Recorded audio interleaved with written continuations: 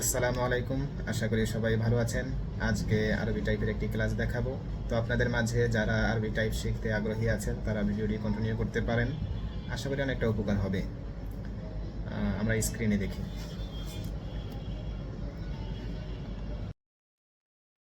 তো এখানে আমি কয়েকটা ট্যাব ওপেন করে রেখেছি। এগুলো আমি আগে লিখেছিলাম, বাচ্চাদের জন্য একটা কায়দা লিখেছিলাম। তো আপনারা এগুলো দেখলে মোটামুটি আপনাদের একটা ধারণা হবে কিভাবে আরবি টেক্সট বাংলা এবং আরবি একসাথে লিখতে হয়, কিভাবে টেক্সট সাজাইতে হয়। আপনারা এগুলো ধারাবাহিকভাবে যখন টিউটোরিয়াল গুলি দেখবেন তখন আপনাদের মোটামুটি একটা আইডিয়া হবে। এর পাশাপাশি আমি আরেকটা দেখাই, এটা আমি মাদ্রাসার যত প্রশ্ন করেছিলাম। তো এই ধরনের প্রশ্ন আপনারা কিভাবে করবেন বা যে কোনো আরবি কিভাবে লিখবেন, আরবি কিভাবে সাজাবেন, এগুলো ধারাবাহিকভাবে একটা একটা করে আমি দেখাবো। তো আরবি টাইপ করার জন্য আমাদের প্রথমে এখান থেকে আরবি ল্যাঙ্গুয়েজ ডাউনলোড করা লাগবে। এই যে আমার এখানে আরবি ল্যাঙ্গুয়েজ ডাউনলোড করা আছে। তো এই ল্যাঙ্গুয়েজ আপনারা কীভাবে ডাউনলোড করবেন একটু আমাকে ফলো করুন, আমি এখানে দেখাচ্ছি। এই স্টার্ট বাটনে ক্লিক করবেন। যারা উইন্ডোজ 10 ইউজ করতেছেন আপনারা এখানে পাবেন। এরপর সেটিং অথবা এখান থেকে অল অ্যাপসে আসবেন। নিচে স্ক্রল করে নিচে আসলে এই সেটিং এখানে ক্লিক করবেন এবং এখান থেকে টাইম অ্যান্ড ল্যাঙ্গুয়েজে ক্লিক করবেন। এরপর এদিক থেকে ল্যাঙ্গুয়েজ সিলেক্ট করে এদিক থেকে অ্যাড ল্যাঙ্গুয়েজ, দেখুন এখানে আরবি আছে, উর্দু আছে এবং ইংলিশ, এই তিনটা ল্যাঙ্গুয়েজ আমার সাধারণত প্রয়োজন হয়। তো আমি এটা তিনটা ডাউনলোড করেছি। আপনারা ল্যাঙ্গুয়েজ অ্যাড করার জন্য এখানে অ্যাড ল্যাঙ্গুয়েজে ক্লিক করবেন। তবে এখানে অবশ্যই আপনাদের নেট কানেকশন থাকা লাগবে, অথবা মোবাইলে নেট কানেকশন করে নেবেন, ওয়াইফাই কানেকশন, অথবা মোবাইল থেকে হটস্পট দিয়ে দিবেন। এরপর এই থেকে অ্যাড ল্যাঙ্গুয়েজ এবং স্ক্রল করে নিচে আসবেন। এই যে এখানে দেখতে পাচ্ছেন অ্যারাবিক সৌদি আরব, এটাতে ক্লিক করবেন। এটা আমার ডাউনলোড করা আছে, এই জন্য এরকম সাদা দেখাচ্ছে। এরকম নিচে এসে যাদের উর্দু ডাউনলোড করার প্রয়োজন হয়, অনেক নিচে আছে এগুলা,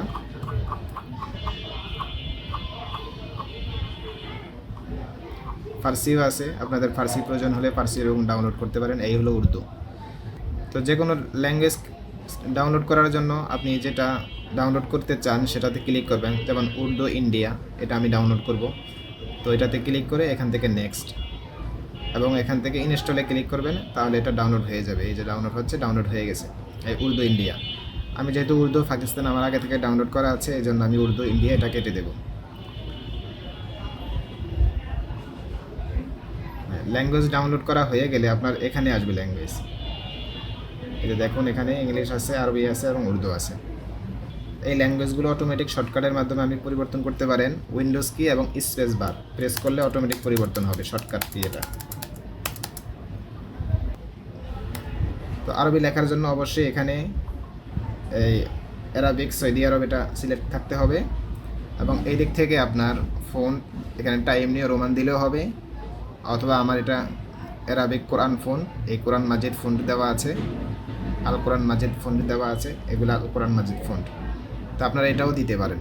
তো আমি টাইম নিয়ে রোমান দিয়ে দিচ্ছি, যেহেতু এটা সবার কাছে থাকে।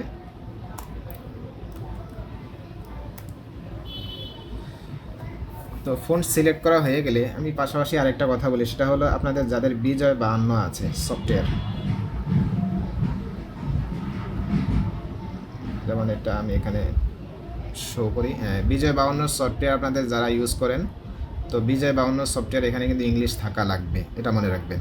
এখানে কিন্তু ওই যে ইউনিকোড বা বিজয় ক্লাসিক এগুলো থাকলে হবে না, এখানে ইংলিশ থাকা লাগবে। আর এই দিক থেকে আমি টাইম নিউ রোমান দিয়ে দিলাম। তো আরবি টাইপ করার জন্য আমি আপনাদেরকে 3টি পদ্ধতি দেখাবো। আপনারা একেবারে যে আরবি টাইপ করতে পারে না সেও পারবে, আপনারা ধারাবাহিকভাবে একটু ধৈর্য সহকারে দেখুন। তো প্রথম স্টেপ হচ্ছে অন স্ক্রিন কিবোর্ড। যেমন আপনি এখানে অন স্ক্রিন কিবোর্ড এটা অন করে নিতে হবে। এজন্য আপনি কি করবেন, আপনার এই সার্চ বাটনে এখানে এসে এখানে লিখবেন অন স্ক্রিন কিবোর্ড, এই লেখাটা লিখলেই চলে আসবে। অন স্ক্রিন কিবোর্ড লিখলে এই কিবোর্ড চলে আসবে, তখন আপনি এটাকে ওপেন করে নেবেন। এই অন স্ক্রিন কিবোর্ড দিয়ে আপনি চাইলে যে কোনো আরবি লিখতে পারেন। এই দিক থেকে মিডল পয়েন্টে রাখি, যেমন আমি বিসমিল্লাহ লিখব, বা সিন মিম বিসমিল্লাহির রহমানির রহিম।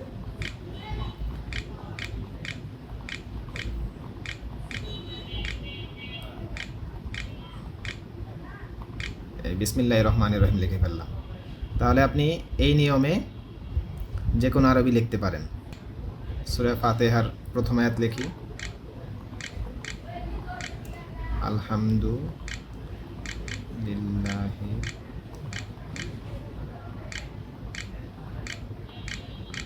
রব্বিল আলামিন।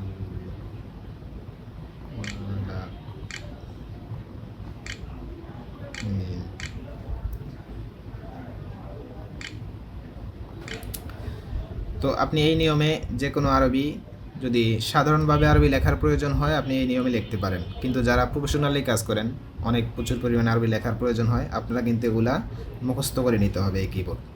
তো এই কিবোর্ড আপনারা মুখস্থ কীভাবে করবেন আমি এখানে বলি। যেমন প্রথম এই ট্যাব লেয়ার যেটা আছে, ট্যাব রো, এই ট্যাব রো এর ভিতরে এই কিগুলো এখানে মুখস্থ করতে হবে। এটা জাল কিন্তু এখানে উপরে দেওয়া আছে, এবং এই ক্যাপস যেই রো আছে এই ক্যাপস রোয়ে এগুলো পাবেন, এবং শিফট রোয়ে আপনারা এগুলো পাবেন। তো এই 3 লাইনের মধ্যে কিন্তু আরবি কীগুলো আছে। তো যারা ইংরেজি টাইপ পারেন আপনারা কিন্তু সহজে ইংরেজি টাইপ যেই নিয়মে শিখেছেন এগুলো সেম একই নিয়মে হবে। ইংরেজির মধ্যে যেভাবে হাত রাখছেন এগুলো ঠিক একই নিয়মে হাত রাখতে হবে। তো এইভাবে আপনারা প্র্যাকটিস করতে হবে। তো আমি দ্বিতীয় নিয়ম দেখাই, আমি এটা কেটে দিলাম। যেমন আমি লিখি বা সিন মিম বিসমিল্লাহির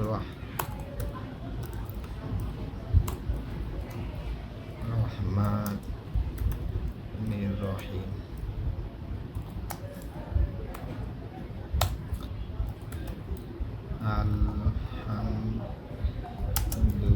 আলহামদুলিল্লাহি রব্বিল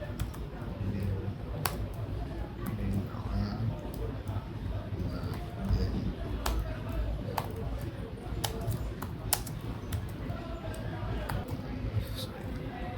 আর রহমানির রহিম। রহাইয়া সরিয়া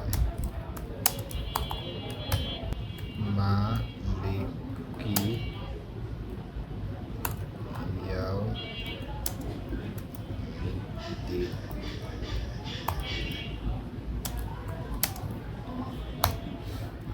তো এভাবে আপনারা, দ্বিতীয় নিয়ম হচ্ছে আপনারা এগুলো কি করতে হবে, এই কিগুলো মুখস্থ করে এভাবে টাইপ করতে হবে। আমার সবসময় টাইপ করার প্রয়োজন হয় না, হয়তো 3-4 মাস পরে পরীক্ষা আসলে তখন একটু টাইপ করি, এই জন্য আমার কি অতটা চালুও নেই। তা আপনারা রেগুলারলি কাজ করলে এটা 3-4 মাসের মধ্যে চালু হয়ে যাবে। তাহলে এই 2টা নিয়মে আপনারা টাইপ করবেন। তো তৃতীয় পদ্ধতি হচ্ছে আরও সহজ। এটা আপনারা যদি এভাবে টাইপ করতে মনে না চায় আপনারা আরও সহজে করতে পারেন। তার জন্য গুগল ক্রোম ব্রাউজার এটা ওপেন করবেন। এরপর এই দিক থেকে আপনারা এই যে দেখেন এখানে কি দেওয়া আছে, এই docsgoogle.com, ঠিক আছে। যেমন আপনারা এই ক্রোম ব্রাউজারে এসে এদিক থেকে এই docsgoogle.com এটা লিখলেও হয়ে যাবে। এই docsgoogle লিখে যখন আপনারা সার্চ করবেন তখন আপনাদের এই যে এখানে এই গুগল ডক্স এটা আসবে, এটা ওপেন করবেন। ওপেন করার পর আমার এই দিক থেকে কিন্তু সাইন ইন করা আছে, অ্যাকাউন্ট করা আছে। আপনাদের যদি গুগল অ্যাকাউন্ট থাকে সহজ, এটা অ্যাকাউন্ট করা খুবই সহজ, এরকম অ্যাকাউন্ট করে নেবেন।